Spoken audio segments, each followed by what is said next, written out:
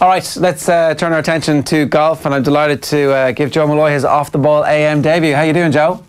Hey lads, how you doing? Very excited. Hey! I thought you'd have a picture of Tiger in the background there. I was thinking about it, and then I thought better of it. Yeah, come here. You guys were pretty excited Thursday, Friday, Saturday. A bit of the excitement came off, and then Sunday was back again. Yeah, pretty much. It's, I mean, like the whole golf fraternity, even not just the golf nerds like us are excited. For instance, Hank Haney, who's never been terribly nice about Tiger since they parted ways as coach and player, he said Tiger can definitely win again with that move. Butch Harmon said Tiger can win a major after what he's seen over the last few days. Brandel Chambly, who's a tough taskmaster, said he can contend with that swing. Frank Nobilo said it's beyond hopeful. So for a whole ton of reasons, even the most knowledgeable in the game are suddenly allowing themselves to get a bit excited again. Well, just to puncture that a little bit, we should explain a bit about this tournament. Is not that high pressure. Like, they go out, they collect their money, they have a bit of crack. It's in Bermuda.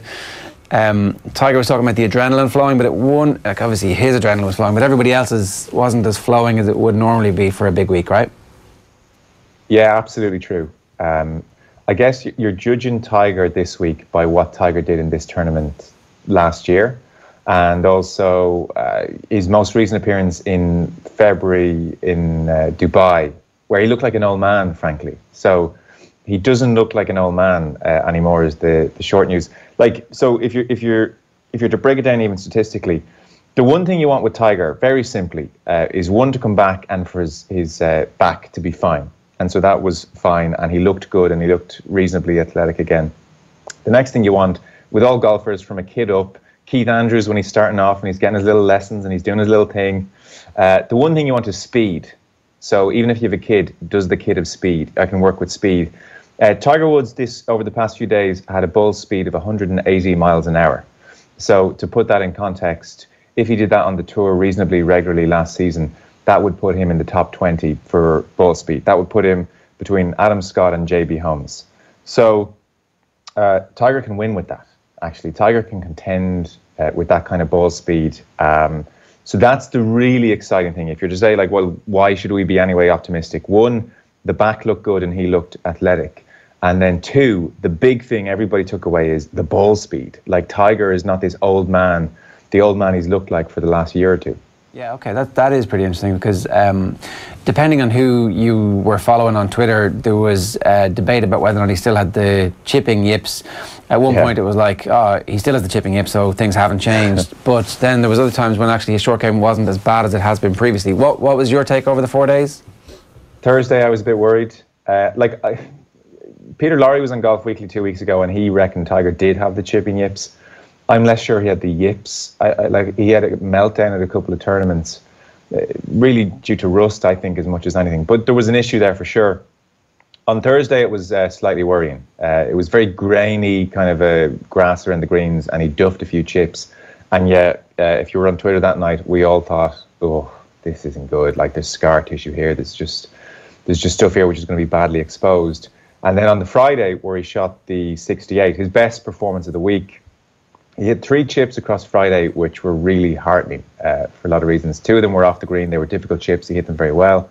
And then the one where we all kind of said, well, hey, was on the 17, the par 3. He was on the green, but there's a giant ridge in his way. He could have putted, but really putting wasn't the right option with the ridge. And everybody was delighted, I think, to see him. He took out a lob wedge of some sort off the green. As in on the green, he chipped it, and he just played the most classy chip. I mean, fizzed the ball low on the high-resolution replay. He barely took a blade of the manicured green. It was a great shot, but it was the kind of shot, if you're feeling anyway yippy, you do not take, because the odds on you blading it across the green and having another chip to come back and meltdown ensuing are reasonably high, and that made everyone think, right, he feels pretty okay about this. Now, again, I go back to your point about it not being high stakes, and would he do it at the Masters? We'll see. But he's still under a lot of personal pressure. Everyone's watching. And that chip on Friday made a lot of people think, oh, my God. I mean, if he's driving it this well, and he's not afraid to pull out the old a wedge in that situation, then that's when we lost our minds and decided to do a golf weekly on a Sunday. Yeah, Joe, I agree with you completely that, there's not much pressure on the rest of the field. It's only an 18-man field and it's not the longest course in the world, but there was a lot at stake for Tiger Woods. There was more at stake for him and more pressure on him than there was anybody else in the field. Just a question to you on the way that he was driving the ball at the weekend, because there's a lot of talk of coming back and the multiple back surgeries and the toll that his body has had to undergo since he went professional back in '96, that he would have to change the way he attacked the ball and that he would just accept that he was never going to be able to keep pace with the heavier hitters on the tour. He was keeping up with Justin Thomas at the weekend. He was driving just at an average of just under 300 yards, and Thomas was ranked 8th on the PGA Tour. At one stage, Tiger hit a 272-yard 2-iron, which is as good a strike as you'll see from anyone on tour. And he said after himself he was surprised at the distance he was getting, put some of it down to adrenaline. But at the same time, maybe we don't have to see this toned-down Tiger who has to rely on his skills and no longer the brunt and the bulk that he would have had overpowering courses in the past. Maybe he actually still has it. I know, that's what's so exciting. We thought maybe with Tiger Woods now it was going to be Tiger hitting a stinger off the tee and we would just have to make do with you, as you said, this kind of pared down, less exciting Tiger Woods. Joe LaCava, his caddy, it was in the Observer yesterday. LaCava's been around a long time, he knows his stuff. He was saying he practiced with Woods 3 weeks ago and then teamed up with him in advance of this tournament in the last few days, and he could not believe his eyes. I just don't understand where this speed has come from. This is kind of unbelievable. So he was kind of blown away, and Woods was saying he was playing practice rounds. He seems to be friendly now with a lot of the younger guys, so he's playing with Ricky Fowler recently, as much as anything just to figure out his distances, So he was saying to Ricky from 200 yards, what are you hitting here? And for the first time, he was keeping up with these guys. And some of his bad shots, again, this puts the score into context. He was saying at one stage he had 278 yards to the pin, took out his 2-iron into the wind, and he hit a cut shot. And he thought that'll be, I'll be doing well to reach the flag. And he hit it 290 and flew the green and was kind of looking over at Joe LaCava saying, what's going on here? So, distance-wise, look, all going well. It's really exciting. We could see a Tiger who's in the top 15, top 20 distance, and on good days, maybe slightly better. We were always hopeful this would be the one because he's had 4 surgeries. We were starting to think he's done. He had the back fusion. Back fusion's not a good idea. It's not something you're meant to do until you're in your 50s minimum. You lose a lot of flexibility. So the worry was flexibility that would hamper his swing. He seems just fine. Davis Love III had a neck. It was in his upper back, but still had a fusion about 3-4 years ago and came back and won on the tour aged 51, the oldest winner in tour history. So he swore by the fusion. Tiger's gone down the road of the fusion and it does not seem to have hampered his speed. All the swing experts are looking at it saying this is really good. And I think you're right, Dave. It looks like we're not going to have a boring 260-yard Tiger Woods, a Graham McDowell-esque Tiger Woods who's having to be cute around the course to win. This looks like he can launch it. I hope Graham McDowell's not your next guest. Yeah, poor G-Mac. Jesus, come on down. What the hell did he do? The only thing that I'd be worried about is, that clearly it was his aggressive athleticism that caused some of the injuries to his knees and his back in the past. And here he is doing exactly the same thing again. It's it's diminishing returns. He can do it for a short period of time, and maybe he burns bright and glorious for one season and then that's it. But maybe that's all his career needs to finish off. Yeah, that's the big question mark. His schedule, he was on TV afterwards, asked about his schedule. He said he doesn't know yet. You would hope he plays 15 events a year and just tailors them around the majors. You would hope as well he doesn't fly home, not for the first time in his career, and think, God, I was right up there distance-wise.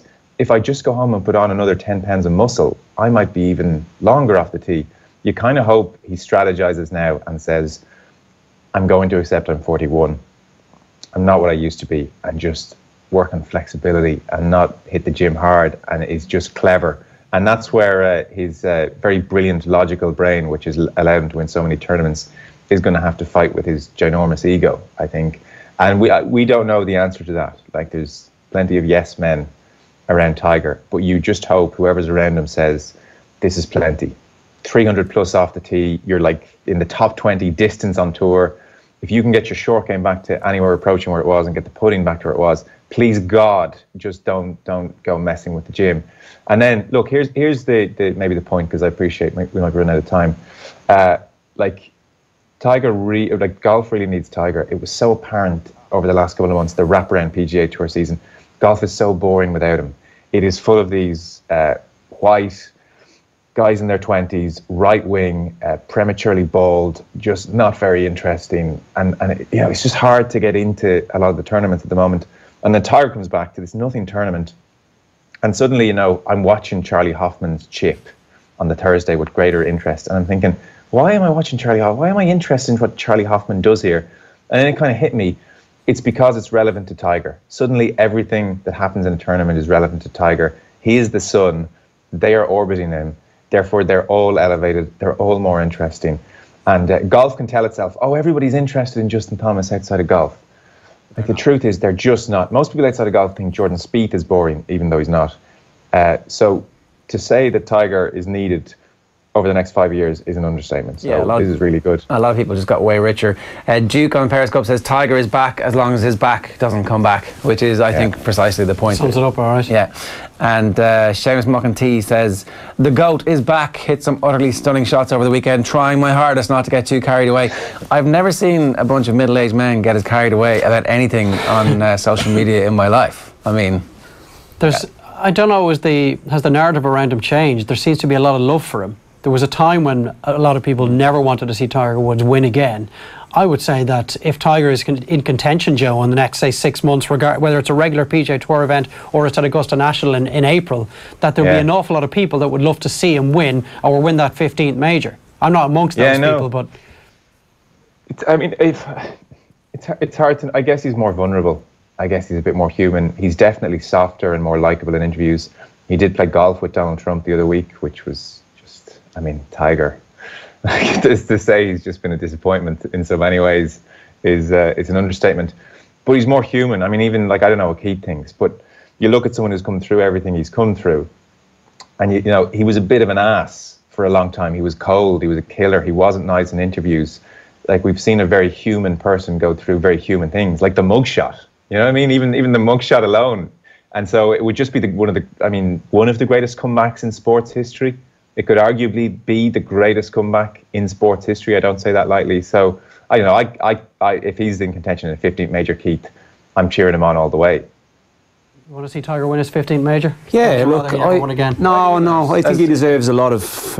I totally agree with Joe. I think I wouldn't have been as into golf then, but I obviously knew and would have watched the majors or whatever. But I probably wouldn't have appreciated him as, like you said, a lot of the middle-aged men are going crackers over at the moment. But you're middle-aged. The mental strength that he has shown to get back to this level just shows exactly what he's all about. Because he was an idiot, wasn't he? Absolute idiot. But he seems to be nice and humble at the moment. But no, it would be a big story. I think the humility is an act, by the way. But I just think that an unbelievably managed. I actually do want to see him win a tournament. I want to see him contend. It vastly improves the sport. And in 2013, it was out of 2013 or 2014, he was the Player of the Year in the PGA Tour. He won 4 times. 13 got back to world number 1. And I really enjoyed that. It was great to see it. But when, in the 2014 Masters, when I think it's day 3, Joe, where he has that chip that hits the pin and comes back into the water on 13, and you're thinking, before he hit that shot, he's going to win this event. I did not want that to happen. Why? Because I don't like him.